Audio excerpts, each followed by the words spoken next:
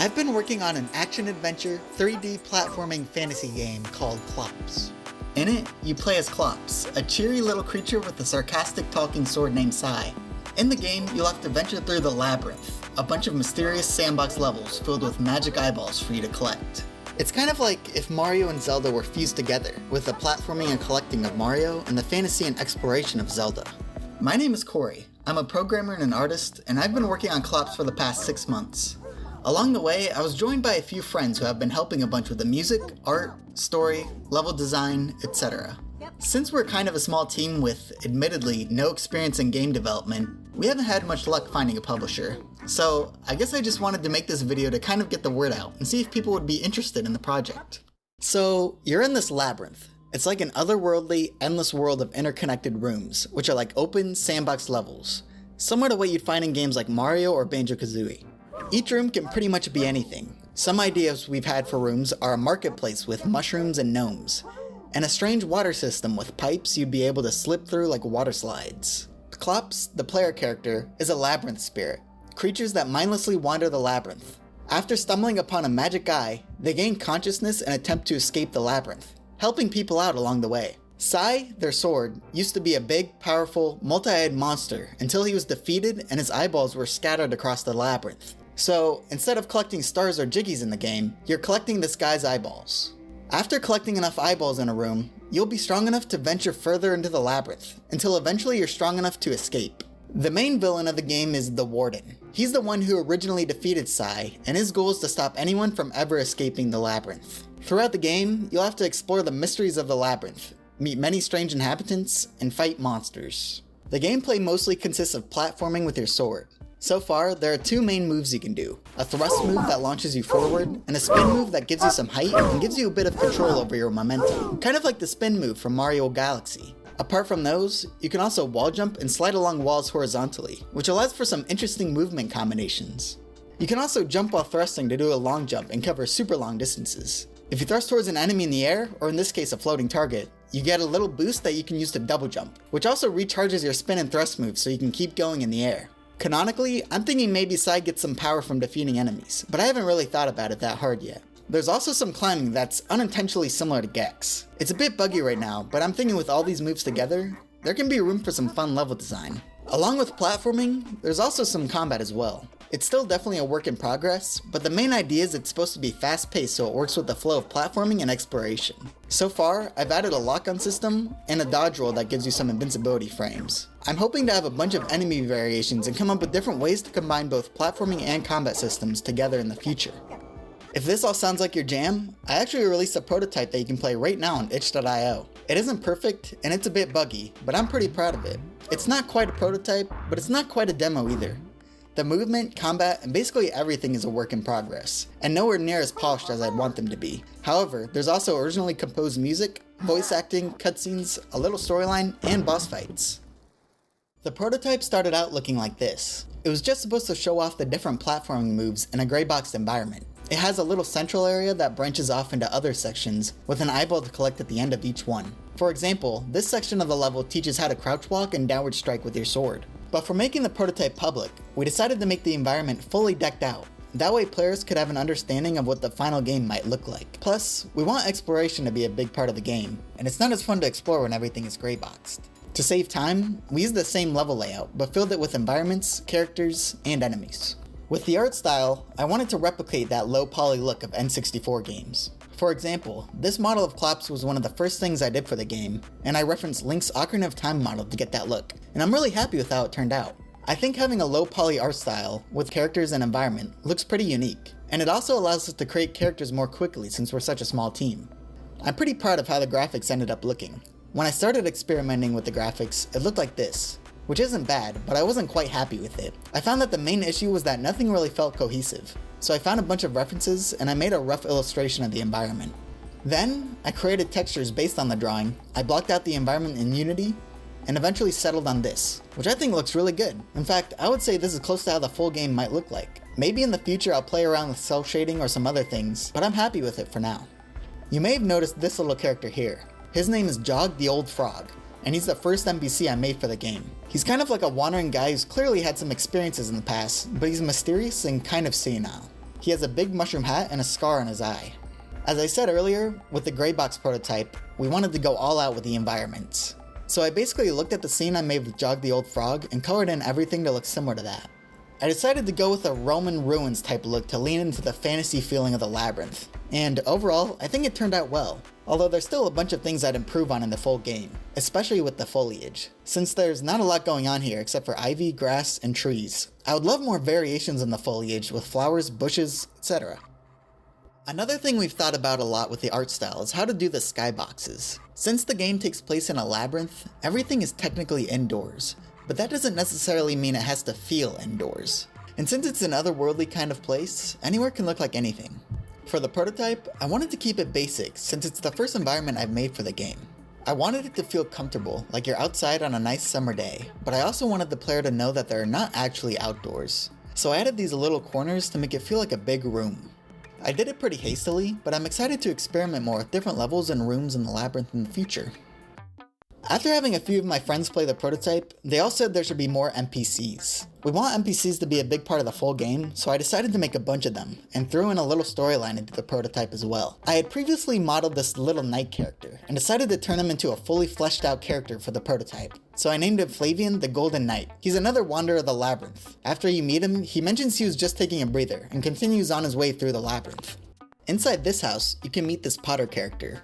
The house is supposed to look kind of like a Roman insulae, kind of implying that she decided to make these abandoned ruins her home.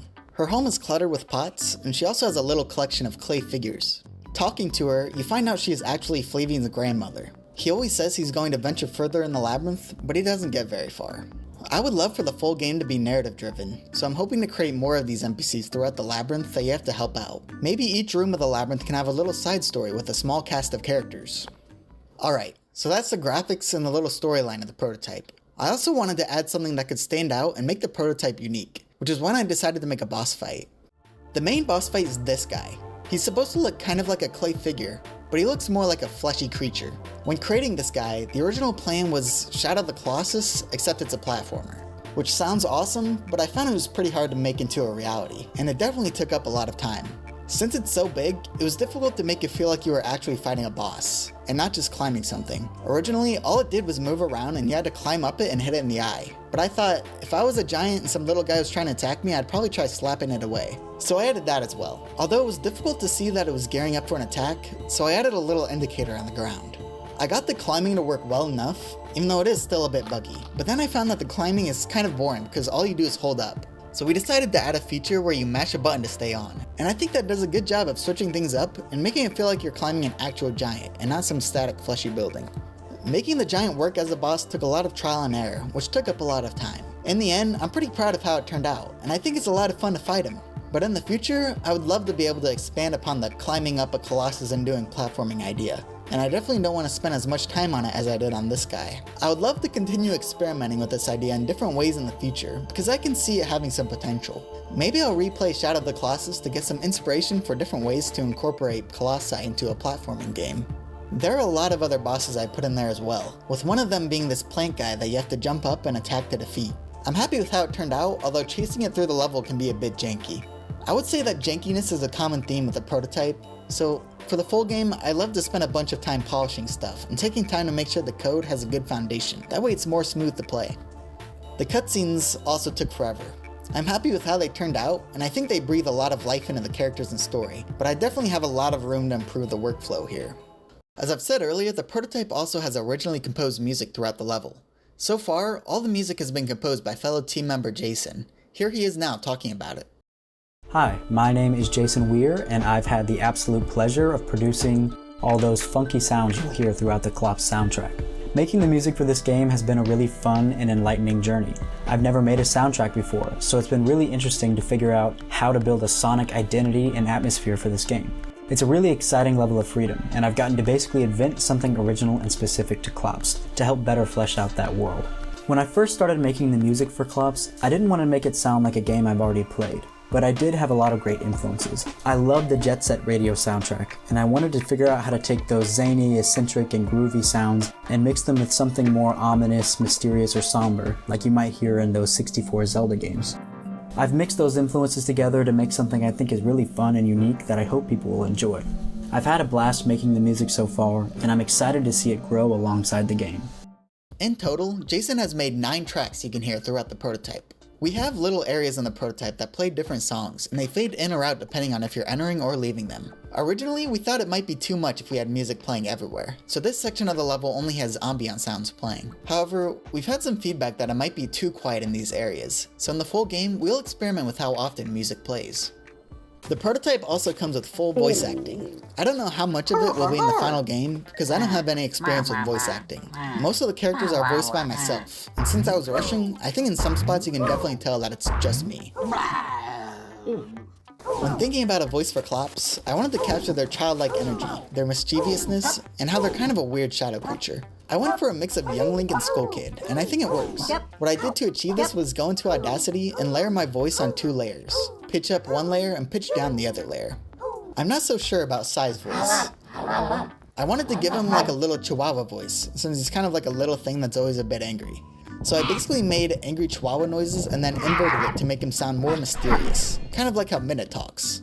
I don't remember if her voice is inverted, but it's kind of the vibe I was going for. As for gameplay mechanics, while I spent most of my time on the platforming, there's also some basic combat, although it needs a lot of work. I tried implementing this lock-on system, which is kind of like a mix between the traditional lock-on system as seen in games like 3D Zeldas and Dark Souls, along with how Kingdom Hearts does it, where you're able to run around the enemy like this. However, the camera is pretty unwieldy, and it definitely needs a lot of work. I think the combat could turn out to be a lot of fun.